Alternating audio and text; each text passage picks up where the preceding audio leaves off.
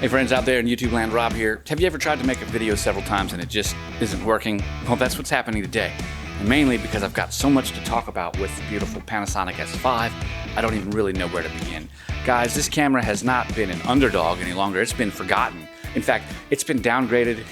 I say downgraded, funny, humorously. It's been downgraded to this setup right here for $1,500 on B&H right now in the United States. The lens, the body, an SD card, and a case. They'll give you a little bag to put it in. That's because the S5 Mark II X is out, and of course the S5 is out. And what has started all of that? Like, why is that there? Like, was this camera the underdog from the get-go? And of course the answer is yes, because when Panasonic released this camera, it didn't have phase detect autofocus. It had their depth from defocus, contrast-based stuff, and nobody likes that because it's terrible. Is it though?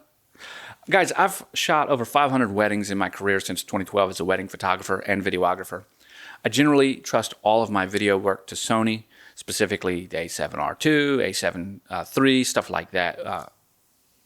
Phase detect autofocus, right? It's perfect.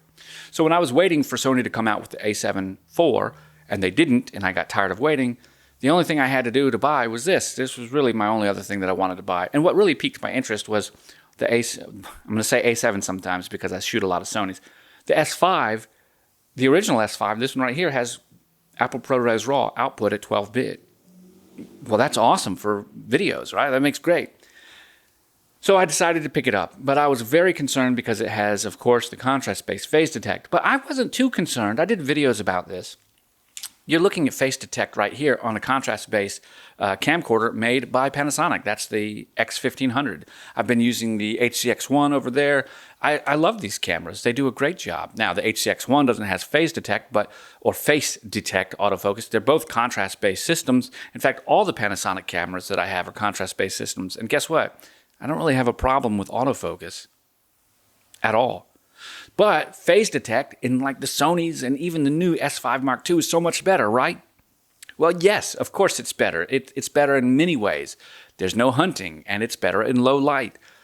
But how much of that really translates into real-world stuff? Like all the reviews, even reviews I could show you, all the tests would always show that phase detect works better. I mean, it has to, right? It's a different system, and it is better in those things. It doesn't pulse back and forth. It doesn't have to use any kind of on-screen processing. It's simply just looking at the phase from the different pixels. Boom. Well, when you get to this, it's going to lose. It's going to always be the contrast-based system.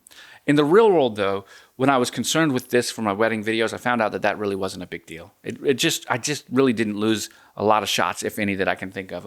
I didn't have a failure rate anymore using the Panasonic S5 than I did using the Sony A7 III. It just didn't happen. But why? Why is that? Like, how could that be? All the reports say that it's bad. Yeah, when you're testing a static subject. What about the guys that are jumping? Last time I checked, I'm not photographing a bunch of jumping brides walking down the aisle. I'm just not. It doesn't happen that way. Do you know what does happen? People stand up in front of me. And so I might have to move right around them. So I might have something approach into my field of focus. Now, phase detect is usually pretty good at that. And Sony, most camera brands will give you the ability to adjust the stickiness of the autofocus and the responsiveness. Panasonic does too. The biggest thing that I would notice when comparing the two systems is that a contrast-based system will have some pulsating until it's very sure about where it's focused. And sometimes contrast-based systems may be nervous. Like this camera right here, the X1500, when it first came out, it was a little nervous. It was never very confident about settling focus on something. But look at this. It's phase detect right now, not phase, face as in this moneymaker, right? And look in the background. You don't see it pulsing or anything. It's because they figured out firmware updates fix things like that. When it comes to the S5, I just never had that problem. So this is the crux of my discussion. If you purchase the S5 for $1,400, $1,497, $1,500, you get a contrast-based system that really isn't that bad. I mean, it's not bad. A phase detect's better, but using them side by side, Sony's are better in low light. So I'll use a better lens for low light. That's a big deal. Sony's don't pulsate because they're phase detect. This might have some hunting or some pulsating, especially in low light. Yeah, I know that. That's something I can work around as a professional. That's not a big deal. But now that they've come out with the upgrade, the S5 Mark II and the S5 Mark II X, you get that phase detect built in. So now you don't have any of those problems. And the reality is, yes, if you're going to buy that, go for it. It's worth every penny, no doubt. But here's what you give up. On the S5 Mark II, you no longer have Apple ProRes RAW out. If that was important to you, this camera right here will give it to you for $500 less with the kit lens right now. And let me tell you, this 20 to 60 lens is amazing. I absolutely love it. I use it so much more than you might think. People think that beautiful portrait shots are all done to wide apertures and everything. My main lens is a 24 to 105 f4, and I've gone on record for many years. There's so much more to getting a beautiful image than just background bokeh, and there's so many more ways to get a blurry background than just having a wide aperture. That's like the simplest way, the first way we learn. But as you become a better photographer, you learn these things. So my point is that yes, a contrast-based system will suffer in low light, and will also suffer in the read speed of the sensor for what you're reading out. So 60 frames a second will have a better autofocus rate than 30 frames, and 30 frames better than 24. Yes, and APS-C instead of full frame will definitely do even better then, but how much does that matter in the real world? Not much, because I use this generally in 30 frames a second, 4K at the 422, 150 megabits per second when I do internal.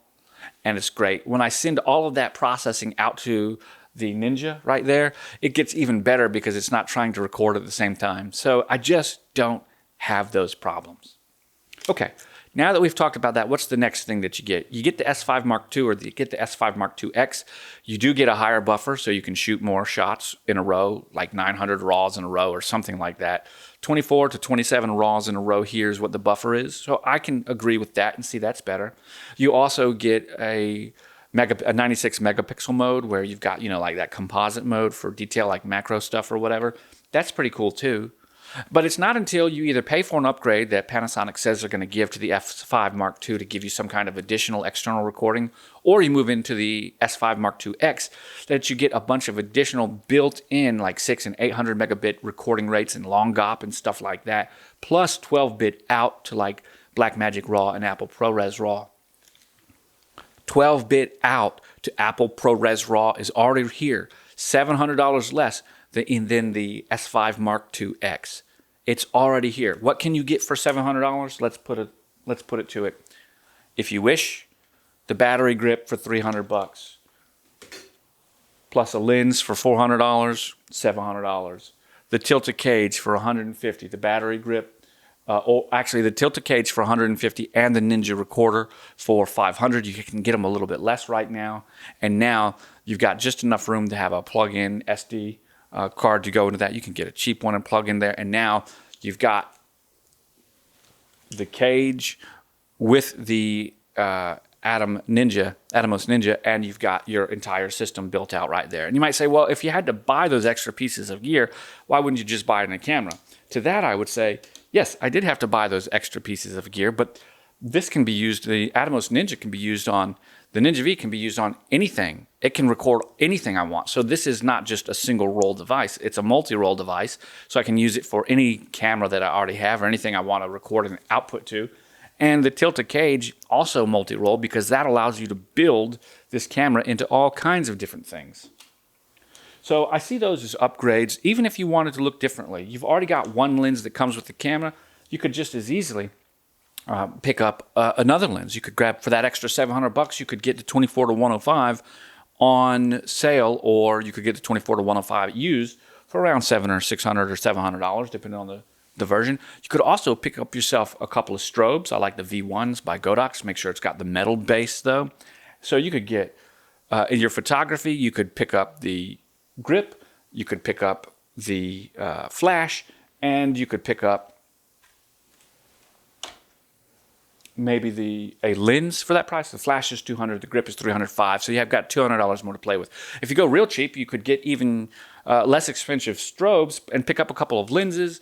You could do all sorts of things. My point is that value proposition is huge, and the camera is a good camera. And I don't think people are talking about it. I think we've completely glossed over it. If I was buying a camera today, would I get this or the S5 Mark II? Well, unfortunately, I wouldn't get the S5 Mark II at all. I think that for the upgrades for video work, I just pay the extra money, that extra $200, and get the S5 Mark II X. But if I was to step back and say, hey, I'm integrating into a current camera system and I've got some Panasonic stuff already, or I've already got an Atomos, I said I wouldn't let the contrast-based system keep me from buying the S5. In fact, I think that the S5 is probably the best value camera out there on the market right now in terms of features and specs, and the image quality is just over the moon, both in photo and video. It is absolutely excellent, and I love it. So, guys, this has been my discussion specifically about the S5 to remind you that, hey, this is a real camera that's out there for you, real photographers, videographers, that can be in your hands helping you make money and saving you money at the same time. Just don't let the hype of everything else overshadow this absolutely awesome camera. If you guys have a different opinion, agree, disagree, or whatever, I'd like to hear about it nicely in the comments down below. Whew. That's been a big one. I want to thank you guys for watching and remind you I will catch you on the flip side. Bye for now.